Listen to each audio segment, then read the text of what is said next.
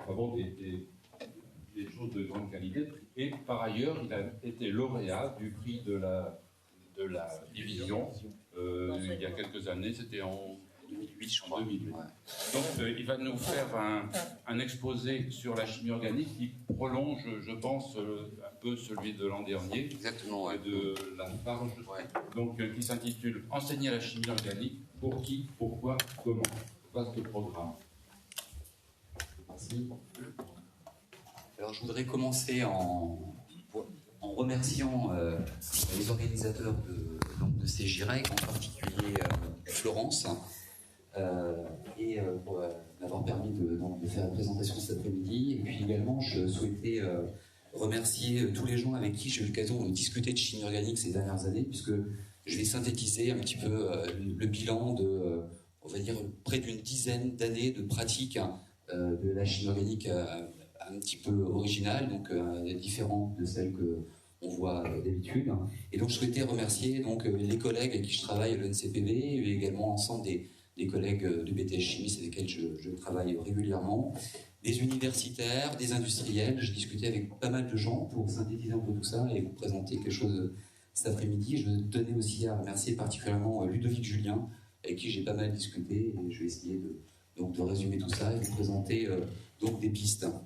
Alors, je voulais commencer simplement en essayant de voir si on peut déjà définir ce qu'est la chimie organique. Et si on regarde dans différents ouvrages, en fait, on s'aperçoit qu'il n'y a pas vraiment de définition de la chimie organique, c'est extrêmement variable, tout simplement parce que la chimie organique, c'est le résultat d'un découpage historique qui date du fin XVIIIe siècle, où on a fait un découpage entre ce qui était minéral, ce qui était vivant, et on a greffé là-dessus la chimie générale, physique théorique, donc la chimie analytique au fur et à mesure des années. Mais en fait, c'est un peu par défaut que la chimie organique s'est créée, et il est curieux de voir que la chimie minérale s'est renommée quelques années après en chimie organique. La question qu'on peut se poser aussi, c'est est-ce que le découpage entre ces différentes disciplines, qui a évidemment évolué depuis le temps, c'est plus tout à fait ça maintenant, est-ce que ce découpage est encore d'actualité? Donc une définition de la chimie organique, on sait que c'est lié au vivant. Si on veut essayer de donner une définition plus précise pour les étudiants, on peut dire que c'est la chimie des composés hydrogéno-carbonés, on agit sur la modification de groupes fonctionnels ou de squelettes carbonés. Et la spécificité de la chimie organique, c'est la synthèse à façon, c'est-à-dire que, quelle que soit la structure d'une molécule, on parvient, dans une certaine mesure, à la calquer, à la reproduire. Donc après, on peut s'intéresser à la perception dans le monde des scientifiques, même dans le monde des chimistes, de ce qu'est donc la perception de cette chimie organique. Et il y a deux catégories. Il y a, même chez les chimistes, il y a ceux qui adorent ça, et il y a ceux qui n'aiment absolument pas. Et on peut se poser la question du pourquoi. Alors, ceux qui aiment, en fait, c'est pour certainement toujours les mêmes raisons, c'est qu'une fois qu'on est rentré dans le jeu intellectuel de la chimie organique, eh bien, on prend plaisir à découvrir les nouvelles astuces mises au point par tel ou tel grand chimiste à travers le monde. Donc là, il y a les travaux de Nicolas Hou, on peut citer Corey, etc., Woodward et tant d'autres. Et on a tous le souvenir d'avoir passé des heures et des heures à travailler sur des mécanismes, essayer de comprendre la protection, la déprotection de tel ou tel état. Donc ça, c'est ceux qui s'amusent à faire de la chimie organique. Et puis, il y a les autres. Donc les autres, pour eux, la chimie organique, c'est A donne B, donne C, et on comprend jamais pourquoi on a obtenu C, parce qu'on ne sait pas pourquoi. Ensuite, il y a le constat, il y a énormément de choses à mémoriser, on ne comprend pas la logique, donc il y a trop de facteurs qui interviennent, on ne sait pas trop lesquels choisir. Quand on fait ça au labo, ça ne marche jamais. Et ensuite, il n'y a rien à mesurer, ou alors les pauvres choses à mesurer, c'est un rendement, une pureté, et on ne sait pas trop ce que ça signifie. C'est assimilable à des recettes de cuisine qu'on ne remet jamais en question, qu'on applique, et ensuite on restitue, on ne réfléchit pas, et quand on fait ça au laboratoire, eh bien, on est noté sur des critères très, très relatifs comme le rendement ou la pureté. Donc tout ça, ça ne donne pas très envie d'en faire. Je vais faire maintenant une remise à zéro en repartant tout début, donc la naissance de la chimie organique. Donc comme j'ai dit tout à l'heure, la naissance de la chimie organique, c'est à l'époque où Lavoisier et ses collègues s'intéressent à la nomenclature chimique. donc, et il y en a un dans l'équipe qui décide d'appeler chimie organique, donc la science qui s'intéresse aux transformations non vivantes. Et c'est au 19e siècle, au cours du 19e siècle, que s'est développée la chimie organique à travers donc, différents aspects. Il y a un épisode connu qui est la synthèse de Wöhler en 1828, où il synthétise de l'urée à partir d'isocyanates. En fait, quand on regarde bien, en fait, ces synthèses de Wöhler n'est absolument pas de la chimie organique, puisque les cyanates qu'il utilisait à l'origine étaient d'origine organique. Donc, en fait, il est passé de l'organique à l'organique. Et donc la vraie chimie organique, la vraie naissance, on pourrait l'associer aux travaux de Berthelot qui sont plus tardifs que Wöhler, où lui a vraiment fait une démarche qui permettait de synthétiser des molécules comme le benzène, l'éthanol et d'autres choses à partir de vraiment de produits inorganiques.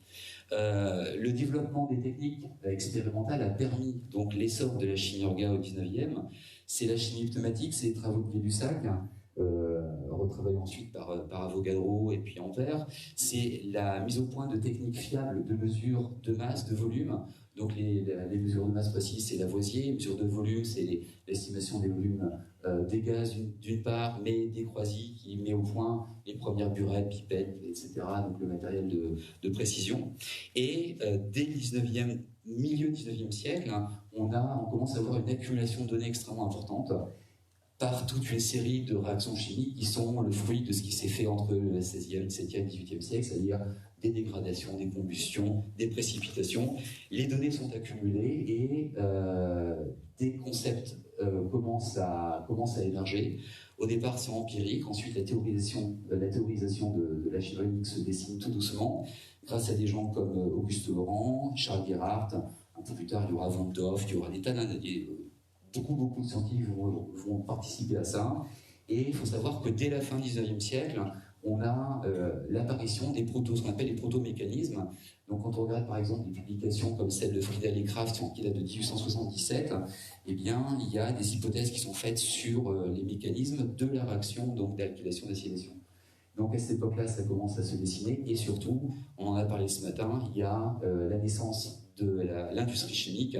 C'est la movéine de Perkin, c'est la lysarine de Bayer chez BASF, et donc ça génère des profits énormes, et ça va aussi aboutir à la naissance de la chimiothérapie, fin 19e aussi, donc la naissance de l'industrie.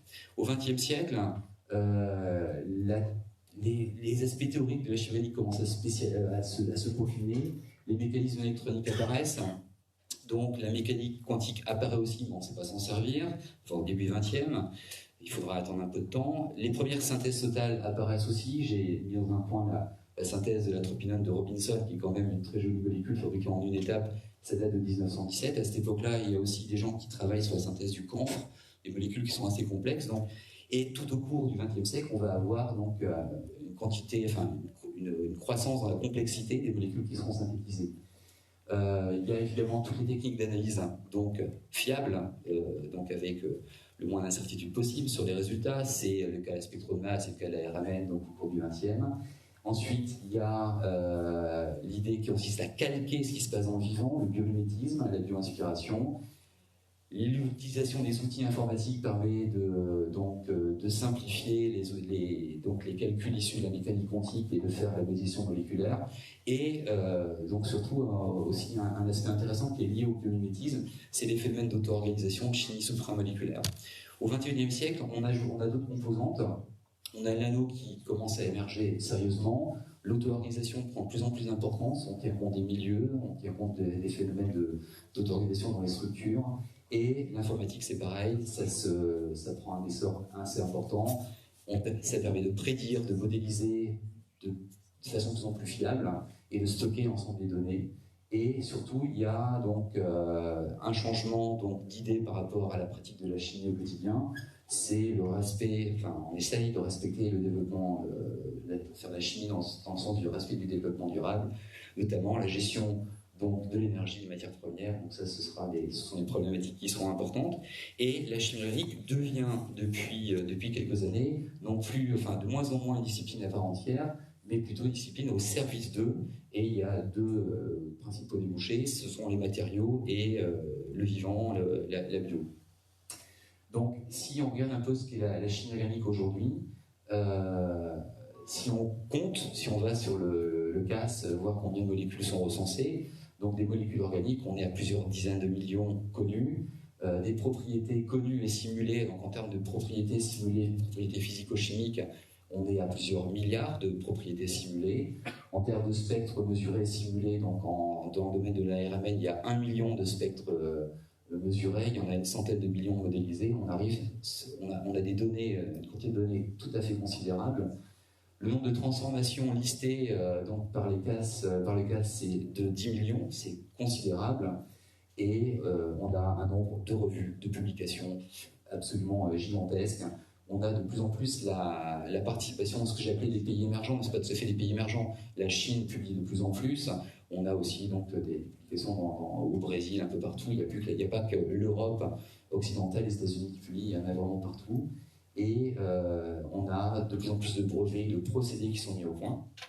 Donc pour résumer, en fait, la chimie organique, c'est un art, on l'a vu tout à l'heure, c'est des jolies synthèses multi-étapes, et c'est une science, et c'est surtout une industrie.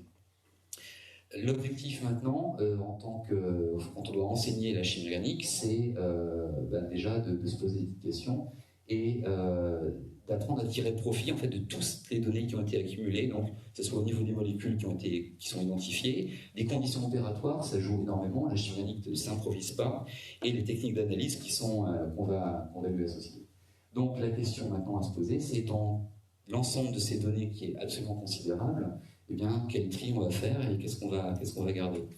Donc pour ça, j'ai posé 3 questions. C'est le titre de la conférence, ça dépend à qui on s'adresse, ça dépend quels sont les besoins, le pourquoi, et ensuite, une fois qu'on a défini ces deux paramètres, on va voir comment on peut mettre en place. Donc j'ai choisi de définir 4 cibles possibles.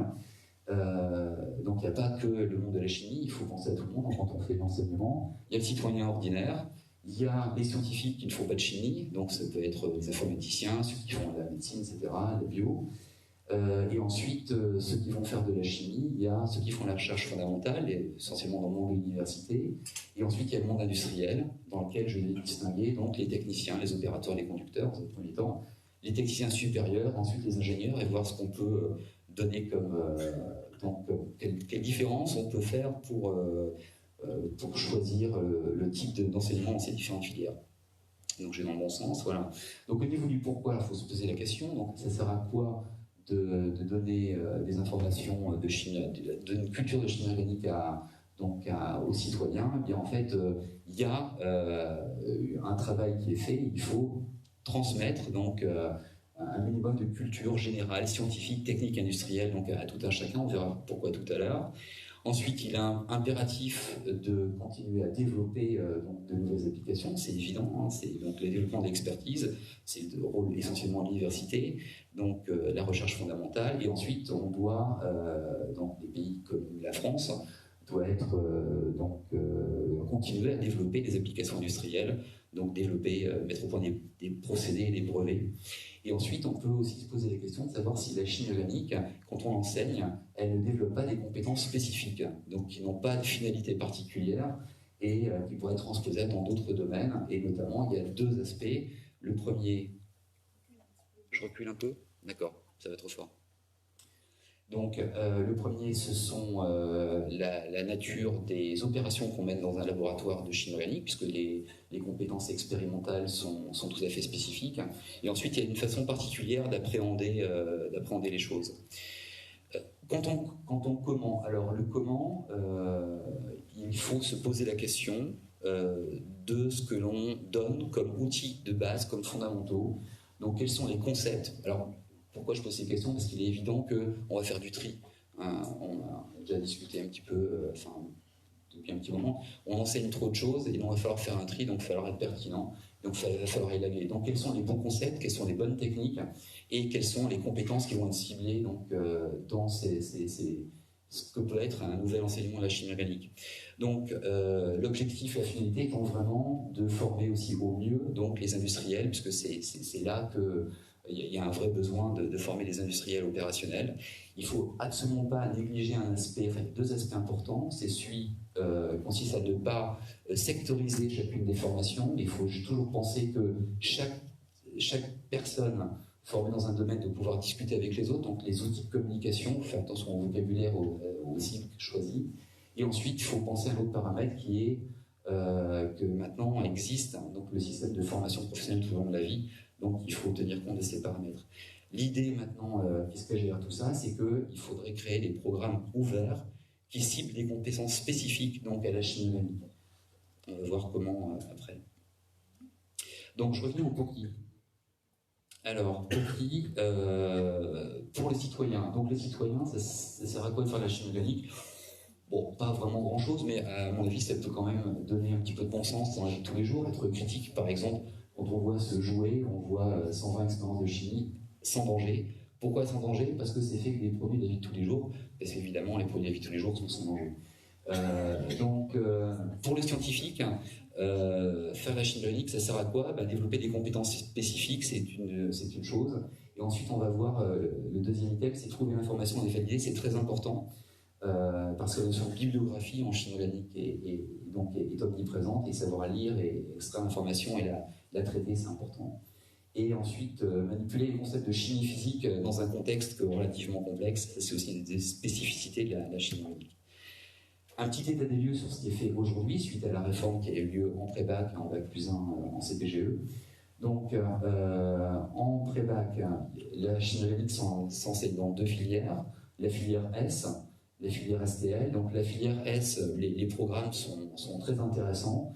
Et moi, ce que j'en ai vu, hein, pour moi, l'objectif, c'était lever les inhibitions. C'est-à-dire qu'on a simplifié l'approche de la chimie organique, ce qui permet d'avoir une version simplifiée et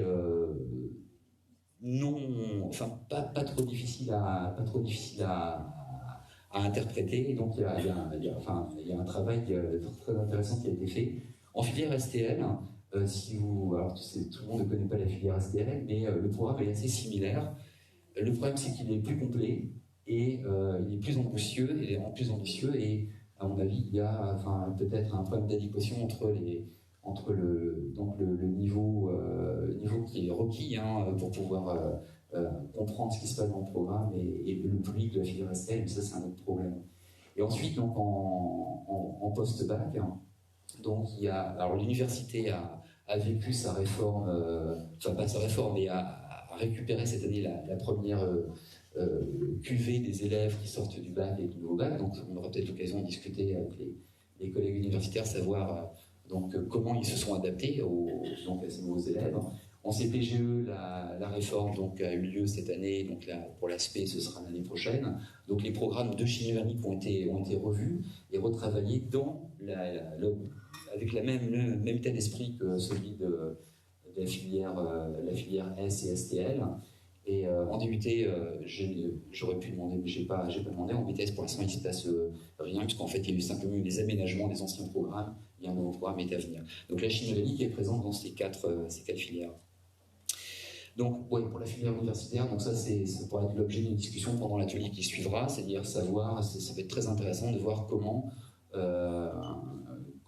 les enseignants de l'université de Bac plus 1, de L1, se sont adaptés aux nouveaux élèves qui sont arrivés cette année.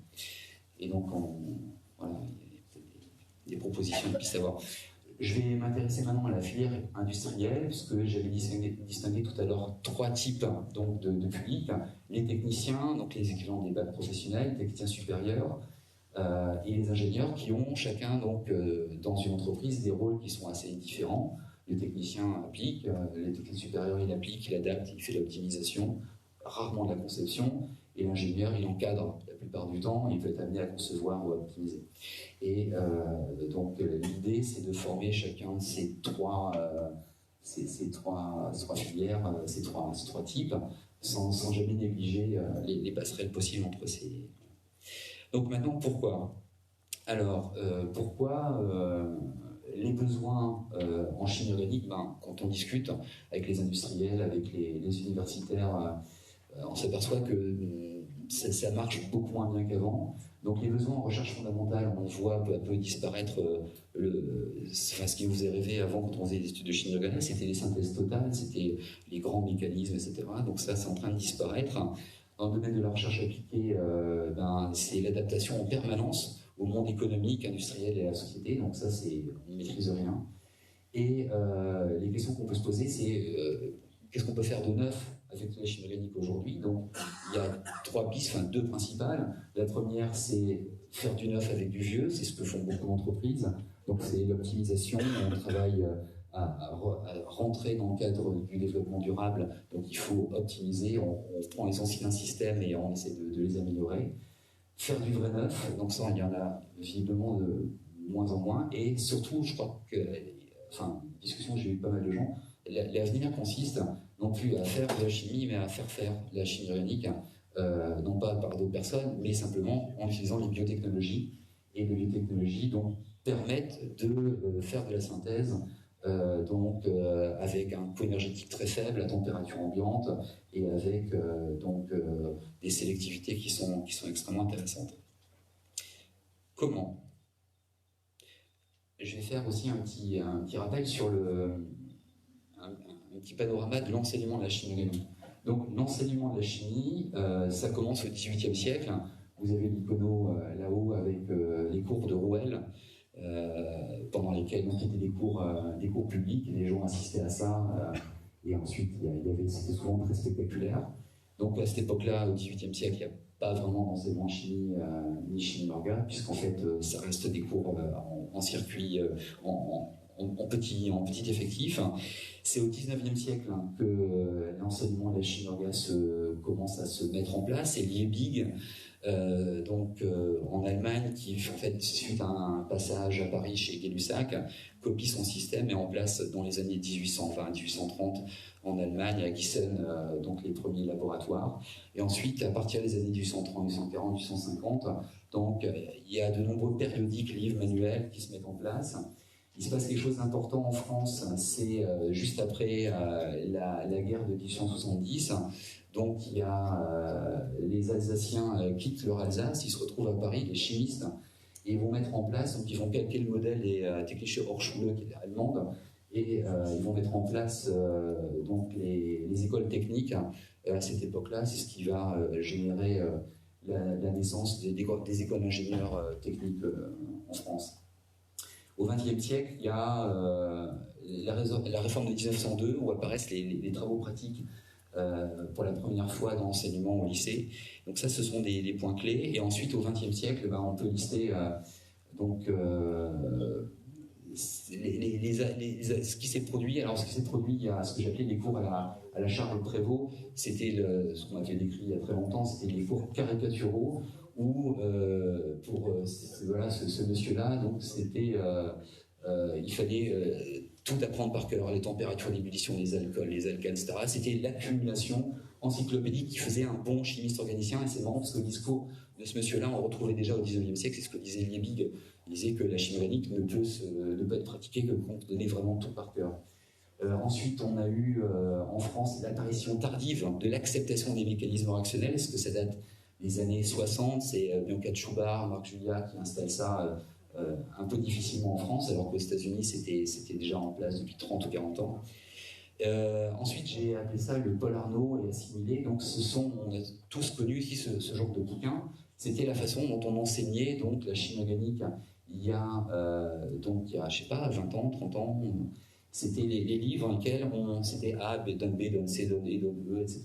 Et il fallait s'entraîner donc à mémoriser, à anticiper, etc. Il n'y avait pas vraiment de logique. Et ça, c'est une chimie organique qu'il ne faut absolument plus pratiquer, elle ne passe plus du tout. Ensuite, il y a eu beaucoup de modèles, ce sont les manuels américains. On en a des tonnes maintenant à notre disposition. Ils sont faits de bilan aujourd'hui, donc il y a différentes approches. Il y a le classement par fonction. Voilà, tout le monde commence à prendre conscience que c'est pas forcément le meilleur pour enseigner. Il y a le classement par réactivité, c'est ce qu'on appelle la chimie organique avancée. Il faut maîtriser pas mal de concepts pour commencer par ça, c'est pas forcément facile. Il y a l'approche mécanistique, il y a des tas de collègues qui ont essayé d'enseigner la chimie organique uniquement par l'approche mécanistique. Ça marche plus ou moins bien, et puis il y en a d'autres. Donc celle que j'ai proposée en atelier, c'est les approches par objectif ou par problématique. Donc je vous montrerai ça tout à l'heure.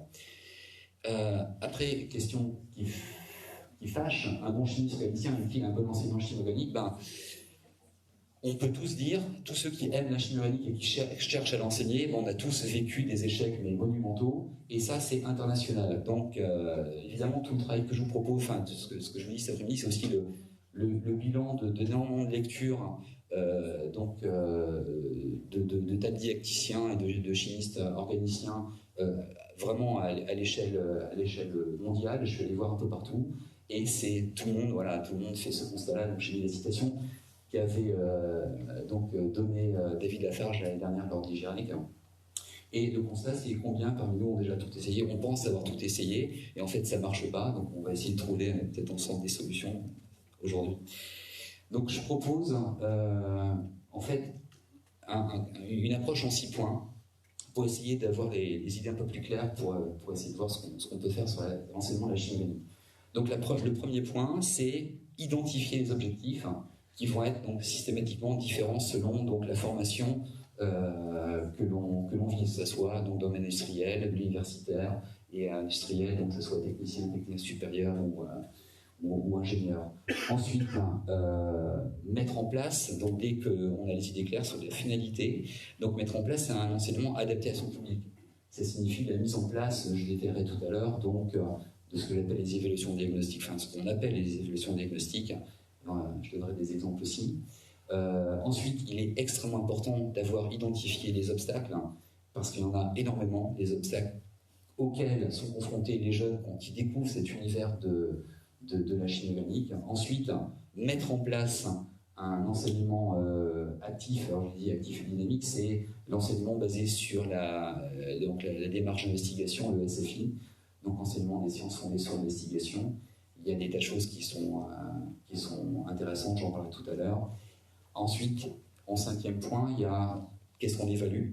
Donc ça, c'est aussi un autre point extrêmement important. Et ensuite, le retour, la rétroaction suite à l'évaluation, c'est comment je diagnostique les sources de problèmes et je mets en place des outils pour corriger ce que j'ai diagnostiqué. On commence par identifier les objectifs. Donc, banalité, la chimie organique est une science expérimentale, parfait.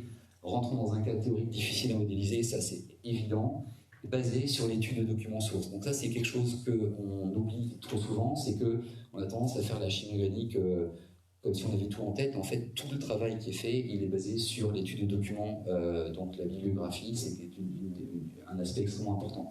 Donc sur la partie expérimentale, il y a différentes choses à savoir pratiquer dans un ordre croissant. Dans un premier temps, on ne peut pas s'amuser à mettre au point des protocoles, etc. directement. Il faut déjà maîtriser des techniques, donc savoir appliquer des techniques et les comprendre. Ensuite, il y a une autre démarche qui consiste à savoir adapter un protocole, c'est-à-dire peaufiner, tourner autour du protocole, l'optimiser. Et ensuite, l'idéal, c'est d'arriver à la conception de protocole. Alors autant il y a des domaines dans les sciences où il est facile d'appliquer, d'adapter, d'optimiser, de concevoir, autant en chimie organique, c'est tellement multifactoriel que c'est assez difficile. Donc on peut arriver au stade de conception qu'après avoir baigné dans l'univers de la chimie organique pendant un temps suffisamment important. La bibliographie, donc on ne réinvente pas la poudre. Donc on va chercher les informations là où elles existent. Il y a différentes façons de faire. Soit on dit, ouais, il y a Google, il y a le numérique, je vais avoir accès à disposition extrêmement facilement. Et on se retrouve dans la jungle d'Internet avec des informations pas forcément validées, qui amènent à des protocoles qui peuvent être des fois dangereux.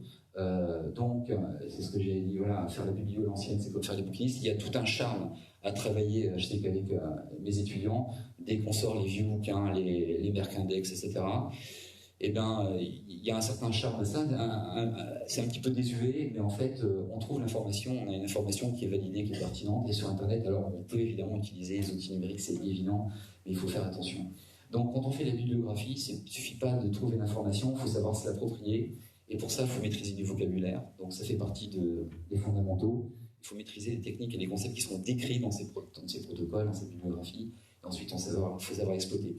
Quand on se contente déjà de regarder ces différents items, là on a quasiment un contenu de programme. Parce que si on arrive à mener une expérience et à sourcer ces informations et les mettre en place, mettre en place un protocole, c'est qu'on a déjà acquis énormément de compétences. Il faut s'adapter à son public. Alors, il faut se poser des questions en permanence. Il faut baigner dans l'actualité des sciences, dans l'actualité de la didactique, pour essayer de voir si, parce qu'on n'est pas les seuls à souffrir, donc il faut aller voir si d'autres personnes se posent les questions et voir si des gens ont des réponses. Alors il y a des revues, comme History, Education, Research and Practice, c'est une revue dans laquelle on trouve, il y a souvent des articles très intéressants, il y a une bibliographie à la fin, je vous la montrerai.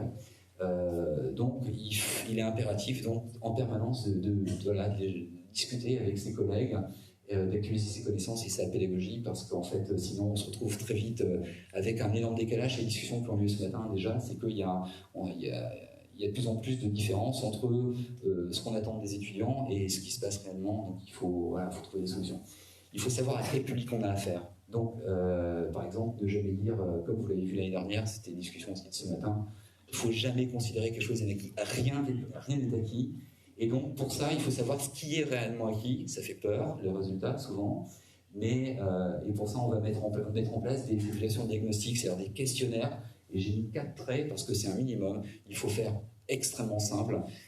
Voir si les outils vraiment les plus élémentaires sont connus. Et à partir de là, on construit, on ne construit pas sa progression pédagogique au mois de juillet pour l'année suivante. On construit sa progression pédagogique une fois qu'on a vu ses élèves, qu'on a fait ses premières petites évaluations et on sait quelle direction on va prendre. Si on fait ça à l'avance, on risque d'aller dans le mur. Différenciation de l'enseignement, c'est impératif.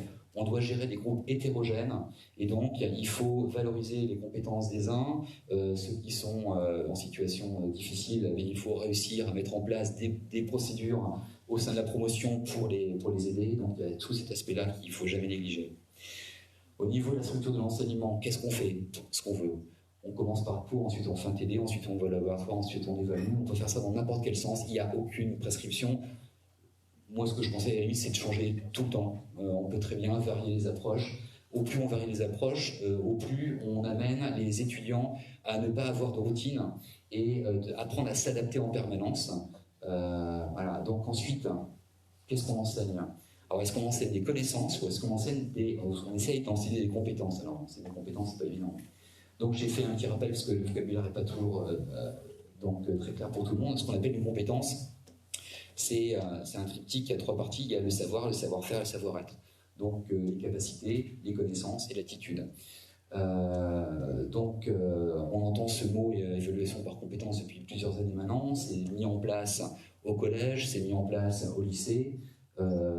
C'est en train d'être mis en place en post-bac et donc c'est très joli, mais pour l'instant on ne sait pas encore trop ce qu'on doit faire. Il y a des pistes qui sont lancées, mais il n'est pas évident. En fait, c'est quelque chose qui n'est pas habituel dans l'enseignement classique en France.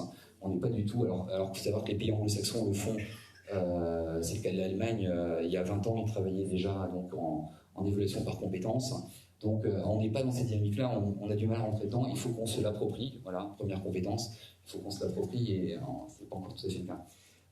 Par contre, il ne faut jamais oublier qu'on ne peut évaluer les compétences que si on a clairement défini donc, le corpus de connaissances sur lequel on se repose pour pouvoir évaluer ces compétences. Identifier les obstacles. Alors, en chimie organique, il n'y a que ça. Donc déjà, la chimie organique, c'est ce qu'il y a de pire en chimie, c'est que des idéogrammes. Donc c'est que de la symbolique. On utilise des jolis dessins qui représentent pour nous des tas de choses et qui pour l'étudiant ne veulent absolument rien dire. Il faut avoir conscience de ça. Ensuite, on travaille sur plusieurs échelles et on passe de l'une à l'autre, nous, avec une grande facilité et on oublie qu'il n'est pas évident de passer d'une échelle à l'autre. J'en distingue 5, souvent on en voit 3, mais j'en distingue 5, c'est l'échelle industrielle, l'échelle laboratoire, le nano, c'est-à-dire le méso, l'intermédiaire, le moléculaire et le corpusculaire.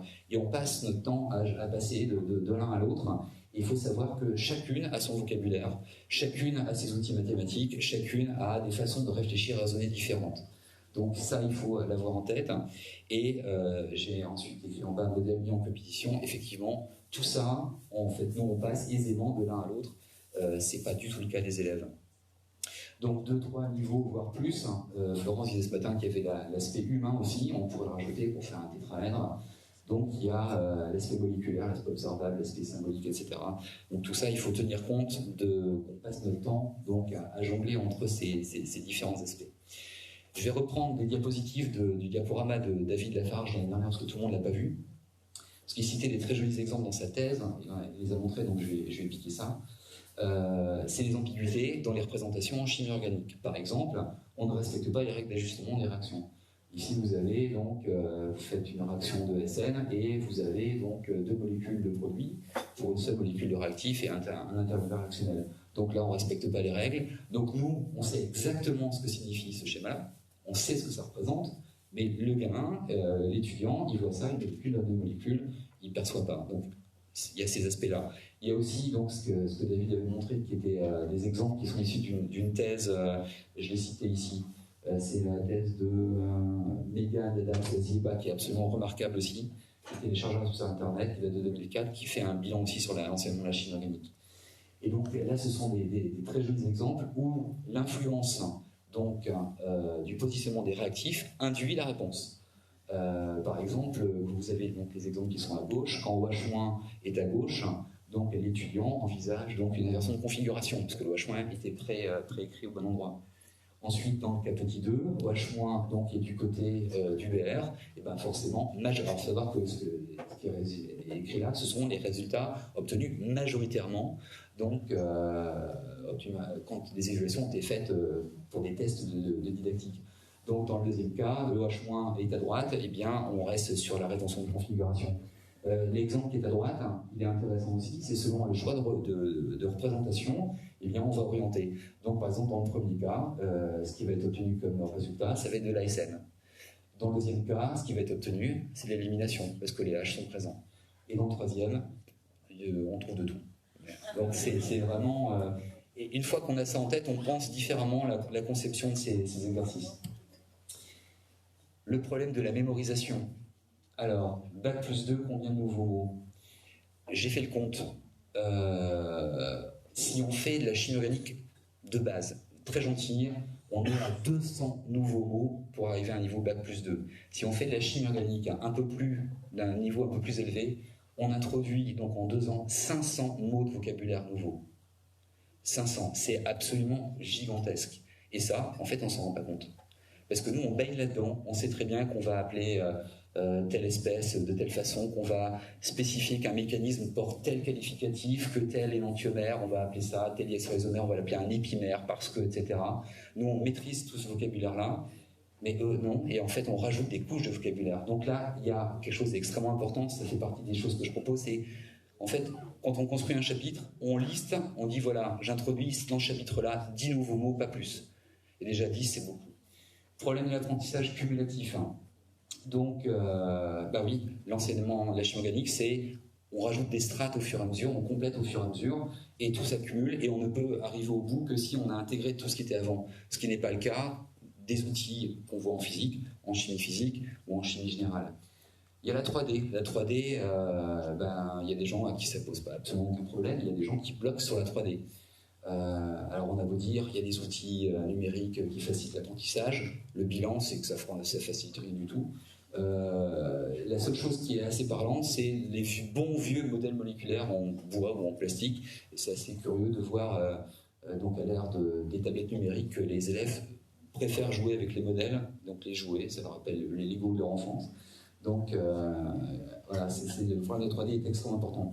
Et ensuite, donc, quand on a des problèmes, nous, on a toujours l'impression d'avoir fait des super exercices avec toutes les données. C'est faux.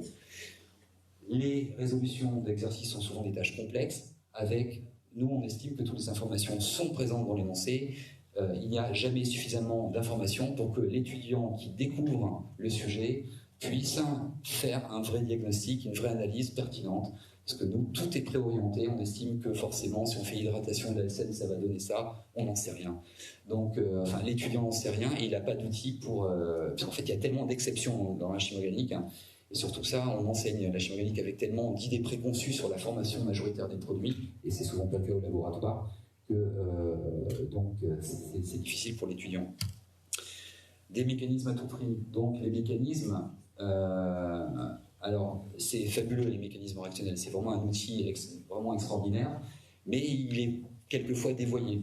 Donc, par exemple, c'est pas la réalité du tout. C'est une bande dessinée qui raconte de façon vraiment hypothétique ce qui se passe à l'échelle moléculaire. Des collègues ont fait des expériences en disant, voilà, je vais baser mon enseignement sur la chimie organique, pardon, sur l'aspect mécanistique, hein, de façon purement mécanistique, et donc je donne 2 réactifs et je suis sûr qu'ils vont finir par trouver des bons produits. Ça marche pas. Pourquoi? Parce qu'en fait, il est quasiment impossible de conduire un mécanisme réactionnel si on ne connaît pas la réponse. Si vous faites des essais, vous verrez, en fait, il y a toujours donc un site nucléophile, un site électrophile qui font qu'ils vont générer des produits qu'on n'a absolument pas anticipés, prévus, et qui font absolument n'importe quoi. Donc, enfin, pas n'importe quoi, c'est logique ce qu'ils font, mais c'est pas ce qu'on attend. À quoi ça sert? Il faut toujours expliquer à quoi ça sert. Le mécanisme, c'est pas uniquement le descriptif, ça sert à identifier les sous-produits et il faut toujours se poser la question, les sous-produits, est-ce qu'ils sont exploitables? Et surtout à ne pas enseigner de façon dogmatique. Alors, c'est difficile de trouver des informations. C'est ça qui est voilà, c'est un grand paradoxe, parce qu'en fait, construire un cours, les premiers cours sur les mécanismes réactionnels, si on arrive à le faire en interprétant des données physico-chimiques ou des données qu'on a obtenues, qu'importe les données en fait, si on arrive à le faire en interprétant des données ou en formulant des hypothèses, en construisant de façon logique, donc à l'aide d'informations, donc on arrive vraiment à faire des choses très très intéressantes pour enseigner les mécanismes réactionnels. Et ensuite, donc, il faut aussi quelquefois penser qu'il n'y a pas un mécanisme pour une réaction et qu'on peut envisager donc l'assistance du solvant. Il faut penser à bien dessiner, donc éviter les flèches qui font 4 km de long pour comprendre que telle partie réagit avec telle autre partie. En fait, si on préoriente les réactifs, on les met les uns à côté des autres, c'est ce qu'on fait quand on fait la modélisation moléculaire, on les préoriente, sinon ça ne marche pas. Donc ça permet de mieux faire comprendre ces fameux mécanismes. Un enseignement actif et dynamique. Alors là, je vais commencer par les 2 petits camemberts qui sont à droite. Donc c'est l'extrait d'une, on voit pas très bien peut-être, c'est un peu petit, donc c'est une publication qui date de 2007 de didactique des sciences qui dit que quand on fait des manips de chimie générale, donc, alors les levels 0, 1, 2, 3, c'est niveau difficulté. Donc 0, on donne tout, le niveau 3, on donne rien. Donc en chimie générale, il y a quand même, alors c'est 2016, c'est fait aux États-Unis, donc il y avait 16% des TP de chimie générale qui étaient faits, donc, on va dire, en démarche d'investigation. En TP de chimie organique, non, c'est 0. Il n'y en a aucun fait. Donc dans l'article, ils proposent d'essayer de faire un constat de ça, essayer de proposer des pistes, et en fait, ils ont un peu de mal, c'est pas évident. Donc là, je veux en venir vers l'idée qu'on peut, il me semble important d'introduire l'initiation à la démarche scientifique et le SFI, la fameuse démarche d'investigation, ce qui est tout à fait intéressant de faire quand on construit un cours de chimie organique, c'est de le faire en osmose totale avec les élèves, c'est-à-dire partir y avoir vraiment listé leurs prérequis, savoir ce qu'ils maîtrisent, et ensuite construire un cours à partir de ce qu'ils savent. Et donc j'ai déjà pratiqué pas mal de fois et ça fonctionne assez bien. J'avais oublié donc de coupler l'aspect expérimental et l'aspect théorique. Il ne faut pas dissocier la chimie organique théorique de la chimie organique expérimentale, c'est vraiment, ça forme un tout, et il ne faut pas segmenter les deux. Et évidemment, il faut tenir compte de tous les problèmes qu'on a vus avant, c'est-à-dire la quantité de vocabulaire qu'on génère quand on introduit un nouveau concept, les problèmes des savoirs cumulatifs, donc des petits chapitres courts, plutôt que les carbonylés. On a tous vécu le cours sur la chimie des carbonylés, le truc qui fait 50 pages, il y a tout à voir. Bon, en fait, il ne faut pas travailler comme ça ne marche pas. Il faut faire un petit chapitre en ciblant, donnant des objectifs précis. Ensuite, dans le cas de la démarche d'investigation, donc on peut faire, comme je l'avais proposé l'année dernière, j'en avais parlé déjà l'année dernière, donc sous forme d'enquête, de défis, de réinvestissement, d'analyse documentaire, on peut faire des choses très vivantes, très ludiques, pas vraiment, mais très vivantes, pour faire construire donc les cours par les élèves. Et faire appel à la créativité.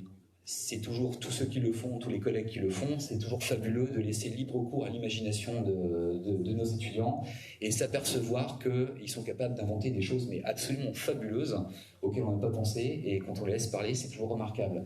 Et surtout, là, ce que je constate depuis quelques temps, c'est que faire appel à leur créativité, ça permet d'identifier des obstacles très précis. Donc c'est toujours très intéressant quand ils proposent des choses qui sont irréalisables. Ça permet vraiment de trouver la source, avec beaucoup d'étudiants, la source de leur problème d'interprétation, de conception, préconception de ce qu'on leur propose.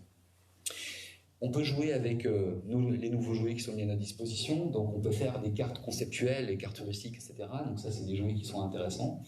Faut avoir une vraie finalité quand on joue avec ça, il faut savoir à quoi ça sert, et il faut maîtriser le domaine dans lequel on... Alors, c'est des outils qui sont très intéressants pour faire, par exemple, l'enseignement de la chromatographie.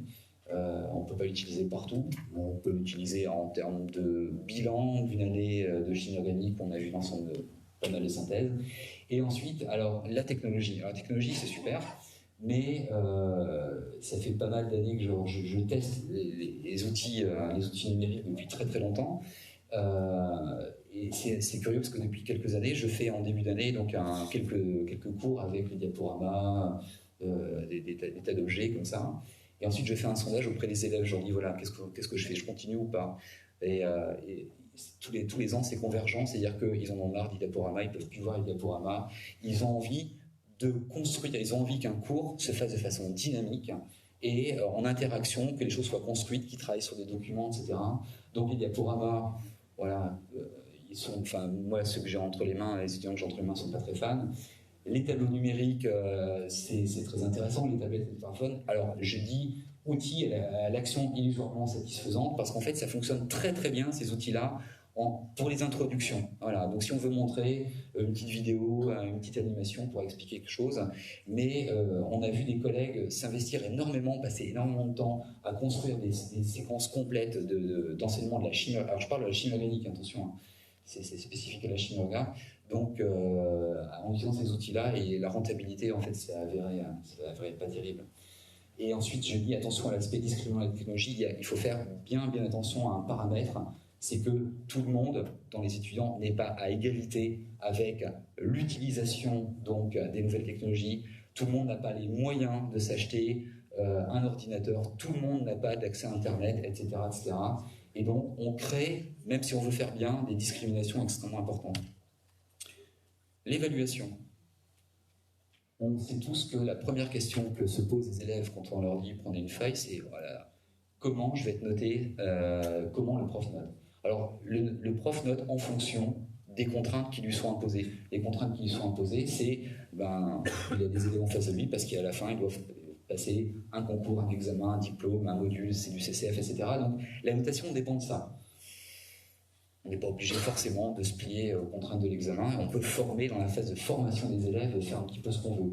Donc au niveau de la notation, on a tout un panel de possibilités. On peut aller à la note chiffrée de 1 à 20. Si on note au centième, ça signifie qu'on a 2000 petites cases. On peut noter en lettres, comme ça il y en a moins. On peut noter en binaire, acquis, non acquis. Donc si on a des objectifs très clairement déterminés, on peut dire si un objectif est acquis ou non acquis. Donc on a tout un panel de possibilités pour noter. On a tellement l'habitude de noter de 1 à 20 qu'on pense qu'il n'y a que ça, mais noter en binaire, c'est bien, ou en 4 catégories, en 6 catégories, c'est bien aussi. Et ensuite, qu'est-ce qu'on va mettre dans les évaluations en chimie orga? Alors, est-ce que je vais cibler les connaissances?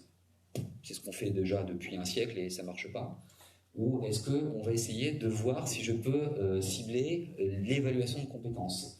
Donc ça signifie, est-ce que je demande de restituer en bloc des choses qui sont apprises bêtement par cœur, ou est-ce que je leur demande d'exploiter ce qu'ils ont appris, leur culture générale, et d'exploiter tout ça et voir ce qu'on peut construire avec ce qu'ils ont acquis. Ça peut être intéressant. Et ensuite, alors créer des évaluations en brassant des compétences, je reviendrai dessus plus tard. Alors l'histoire des compétences, c'est quelque chose qui pose, 5 minutes. Ok. D'accord, ok. Bref, de comptoir pédagogique, hein. J'allais parler des compétences. Je vais aller assez vite alors. Rupture, oui, alors l'histoire des... Oui, toujours sur les compétences. Je crois que les compétences, je vais développer ça plutôt pendant l'atelier. Remédiation, ça c'est un point extrêmement important. c'est une fois qu'on a fait une évaluation, donc on a vu qu'il y avait des problèmes dans telle ou telle partie d'enseignement de la chimie orga, et qu'est-ce que je cherche à remédier? Qu'est-ce que je cherche à corriger? Est-ce que je vais mettre en place quelque chose pour régler le problème de l'acquisition des connaissances, ou est-ce que je vais essayer de mettre en place pour essayer de corriger le diagnostic que j'ai fait comme quoi une compétence n'est pas maîtrisée? Bon, en fait, l'idéal, c'est de faire les deux en même temps. Et alors, comment on peut améliorer ses connaissances? On travaille sur, c'était dit ce matin, hein, alors il faut travailler sur la mémorisation, il faut travailler sur l'acquisition des automatismes, donc ça c'est souvent ça. Et ensuite, comment améliorer ses compétences? Il faut mettre en place des outils de diagnostic qui permettent de savoir quelles sont les compétences donc, qui dysfonctionnent. Ça signifie créer, et donc ça n'existe pas actuellement, créer des exercices spécifiques qui diagnostiquent donc le problème d'une compétence non acquise dans tel ou tel domaine, je listerai en atelier. Et pour ça, on peut synthétiser le tout en utilisant des feuilles de calcul Excel, en utilisant des bases de données, en faisant un ENT, etc. Donc il y a moyen de synthétiser tout ça. Attention aux usines à gaz, je ne détaille pas parce que ça va être un petit peu long. Bilan. Alors tout ça, tout ce que je vous raconte là, sans donner trop de détails parce que je ferai ça en atelier, je le pratique depuis très longtemps. La question c'est est-ce que ça marche? Donc, alors, l'enseignement par investigation, ça plaît. Ça crée une dynamique dans la classe et c'est plutôt pas mal. L'évaluation par compétences, le problème c'est que c'est extrêmement discriminant. L'enseignement par compétences, puisque dans la partie enseignement par compétences, il y a le savoir, le savoir-faire et le savoir-être. Le problème, c'est qu'il y a le savoir-être, il y a l'attitude. Et quand on note ça, on rentre, ça pose un souci. Parce qu'avant, un élève qui avait une mauvaise note, c'est parce qu'il n'avait pas appris sa leçon. Donc, il n'était pas touché intimement. Dès qu'on évalue la compétence, on pique, on va plus loin. Donc, il faut faire extrêmement attention à l'évaluation des compétences. La remédiation, c'est quelque chose qui fonctionne bien. Il faut avoir des outils diagnostiques qui sont efficaces. Bilan, en fait, tout ça, tout ce que je viens de dire, c'est on rajoute des mots sur des choses que la plupart d'entre nous font déjà depuis très longtemps. Donc on n'invente rien. Simplement, dans le cas de la chimie organique, ça présente peut-être un intérêt particulier. Je terminerai rapidement avec donc la chimie organique a-t-elle fait sa révolution? Est-ce qu'elle a innové? Et en fait, je m'étais amusé à comparer donc la chimie organique qui pose problème avec des tas d'autres disciplines. Je pense aux sciences de l'ingénieur, à l'informatique, à la biologie, aux biotechnologies. Eux sont soumis exactement au même problème. C'est-à-dire qu'il y a l'avancement donc de la quantité de connaissances est phénoménale. Les concepts sont extrêmement complexes. N'empêche que l'ensemble, donc que ce soit en sciences de l'ingénieur, informatique, biologie, un petit peu moins biotechnologie, ils ont réussi aussi. Ils ont mis en place des systèmes, ils ont simplifié en fait l'approche de leur discipline. C'est la systémique pour les sciences de l'ingénieur, c'est des approches extrêmement intéressantes dans le domaine de l'informatique. Donc, le principe, c'est... non, j'avais fait sauter la diapositive. Donc, on peut se poser la question, et surtout aller voir ce que font nos collègues dans les autres matières pour voir ce qu'ils peuvent nous apporter donc, sur la gestion en fait, de la complexité d'une discipline à enseigner. Je pense notamment au SI, ils ont fait beaucoup de travail là-dedans. Pour presque conclure, donc les propositions pour que ça se passe un peu mieux. Donc il faut identifier clairement les objectifs qu'on cible quand on prépare son enseignement. Donc la première chose, c'est savoir trouver, extraire les informations pertinentes dans un objectif donné. Donc les trouver, c'est une chose, et les extraire. Ensuite, donc ça signifie savoir faire la bibliographie pertinente. Il y a des tas de données qui sont fournies, il faut savoir les décrypter. Ensuite, il faut travailler la spécificité de la chimie organique qui est l'aspect mécanistique, les mécanismes réactionnels.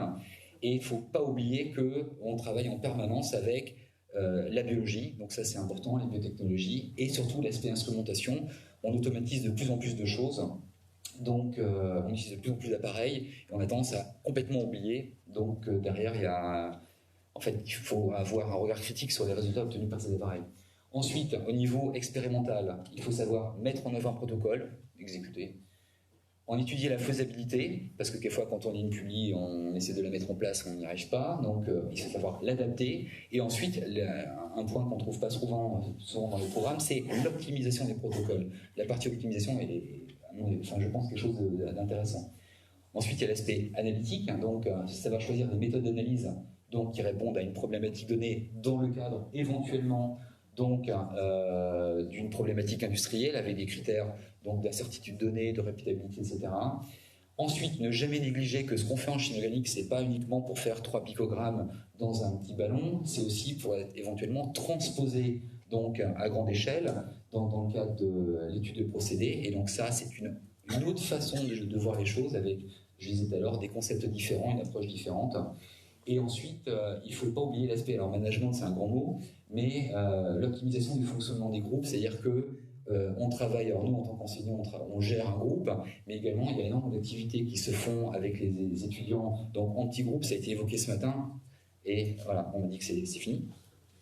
Je ne parlerai pas donc de l'Eigen Factor, et je vais terminer par ça, voilà, c'était osons, revoir nos pratiques, et la question, c'est est-ce qu'on fait le deuil de ce qu'on a connu comme enseignement? Parce qu'on a connu un enseignement avec l'approche par fonction, etc.